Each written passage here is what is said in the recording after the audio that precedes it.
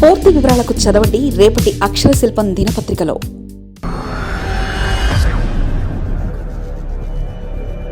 ఇదే మరి రాజకీయం అంటే. ప్రయోజనం పొందే అవకాశం కాంగ్రెస్కు.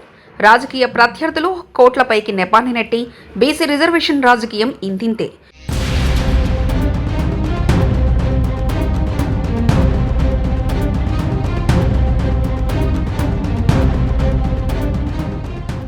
బీసీ రిజర్వేషన్ల అంశం ఎప్పటికప్పుడు చర్చనీయాంశం అవుతూనే ఉంది. జనాభాలో సగానికి పైగా ఉన్న వెనుకబడిన తరగతుల బీసీకి దామాసా ప్రకారం ఆ పద్ధతిలో విద్యా ఉద్యోగాలు కేటాయించాల్సి ఉండగా అలా జరగడం లేదని ఆ వర్గాల దీర్ఘకాల ఆరోపణ, పోరాటం. కానీ దురదృష్టవశాత్తు రాజకీయ అంశంగా మారిపోతూ ఎప్పటికప్పుడు ఆ ప్రయత్నాలు నీరుగారిపోతున్నాయి. మన దాయాది తెలుగు రాష్ట్రం తెలంగాణలో ప్రస్తుతం అలాంటి రాజకీయమే నడుస్తుంది. ఆ రాష్ట్రంలో కోర్టు తీర్పు ప్రకారం ఏడాది సెప్టెంబర్ చివరిలోగా స్థానిక సంస్థల ఎన్నికలు నిర్వహించాల్సి ఉంది. ఈ తరుణంలో తెలంగాణ సీఎం రేవంత్ రెడ్డి మళ్లీ బీసీ రిజర్వేషన్లు తెరపైకి తీసుకొచ్చారు. ఏకంగా బీసీలకు 42% రిజర్వేషన్లు అమలు చేస్తామని ప్రకటించారు. ఆ మేరకు ఆర్డినెన్స్ రూపొందించి ఇటీవల మంత్రివర్గ సమావేశంలో దాన్ని ఆమోదముద్ర వేయించారు.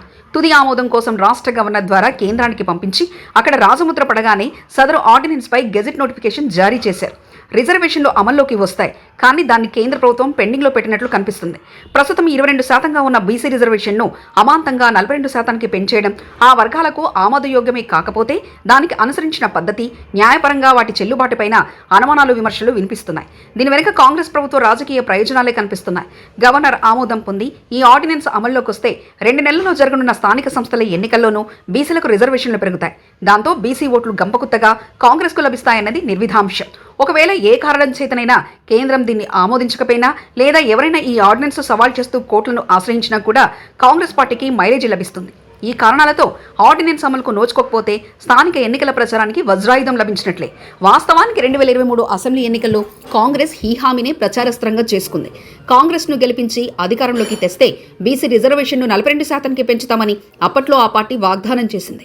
అధికారంలోకి వచ్చిన ఏడాదిన్నర వరకు ఆ హామీని పెద్దగా పట్టించుకొని సీఎం రేవంత్ రెడ్డి కోర్టు తీర్పుతో స్థానిక ఎన్నికలు నిర్వహించక తప్పదని, ఆ పరిస్థితుల్లో బీసీ రిజర్వేషన్ల హామీని ఉన్నపలంగా తెరపైకి తెచ్చి అది రాజ్యాంగబద్ధంగా అసెంబ్లీలో ప్రవేశపెట్టి ఆమోదం పొందకుండా ఆర్డినెన్స్ రూపంలో తేవడం ద్వారా తాత్కాలిక రాజకీయ ప్రయోజనాలు స్పష్టంగా కనిపిస్తున్నాయి. ఈ సందర్భంగా ఒక విషయం గమనార్హం. కేసీఆర్ హయాంలో అప్పటి బీఆర్ఎస్ ప్రభుత్వం బీసీ రిజర్వేషన్లు పెంచేందుకు ప్రయత్నించి విఫలమైంది. 22%గా ఉన్న ఈ వర్గాల రిజర్వేషన్కు 34%కి పెంచుతూ ఆదేశాలు జారీ చేసింది. అయితే కోర్టు దాన్ని తిరస్కరించింది. రాష్ట్ర ప్రభుత్వ ఆదేశాలను కొట్టివేయడంతో బీసీ రిజర్వేషన్లు మళ్లీ 22%కి పరిమితమయ్యాయి. మరో న్యాయపరమైన అంశం ఏమిటంటే విద్యా, ఉద్యోగ, రాజకీయపరమైన రిజర్వేషన్లు మొత్తం కలిపి 50%కి మించకూడదని గతంలోని సుప్రీంకోర్టు రూలింగ్ ఇచ్చింది. దేశ న్యాయ వ్యవస్థ మొత్తం ఆ రూలింగ్నే ప్రమాణికంగా తీసుకుని ఇటువంటి కేసుల్లో నిర్ణయాలు తీసుకుంటుంది. గతంలో పలు రాష్ట్రాలు ముస్లింలు, ఇతర వర్గాలకు రిజర్వేషన్లు కల్పిస్తూ చేసిన నిర్ణయాలను ఈ రూలింగ్ ఆధారంగా న్యాయస్థానాలు తిరస్కరించాయి. ప్రస్తుతం తెలంగాణలో రిజర్వేషన్ల కోటా స్ట్రక్చర్ పరిశీలిస్తే ఎస్సీలకు 18%, ఎస్టీలకు 10%, బీసీలకు 22%, అంటే సరిగ్గా 50% రిజర్వేషన్లు అమలవుతున్నాయి. ఈ పరిస్థితిలో రాష్ట్రంలోని కాంగ్రెస్ ప్రభుత్వం నిర్ణయించినట్లు బీసీ రిజర్వేషన్లు 22 నుంచి 42%కి అమలైతే మొత్తం రిజర్వేషన్లు 70%కి ఎగబవుతాయి. అంటే తెలంగాణ జనాభాలో మిగిలిన అన్ని వర్గాలకు కలిపి 30% సీట్లే దక్కుతాయి. దీన్ని ఎట్టి పరిస్థితుల్లోనూ కోర్టులు అంగీకరించే పరిస్థితి లేదు. కానీ కాంగ్రెస్ సర్కారు మాత్రం కావలసిన రాజకీయ ప్రయోజనాలను సిద్ధిస్తుంది. మా ప్రయత్నం మేము చేశాం, బీసీ రిజర్వేషన్లు పెంచాలన్నదే మా తాపత్రయం. కానీ అడ్డుకోవడానికి కొందరు కోర్టుకు వెళ్లారు. కోర్టు నిలిపివేసిందంటూ రాజకీయ ప్రత్యర్థులు కోట్లపైకి నెపాన్ని నెట్టివేసి ప్రయోజనం పొందే అవకాశం కాంగ్రెస్కు లభిస్తుంది.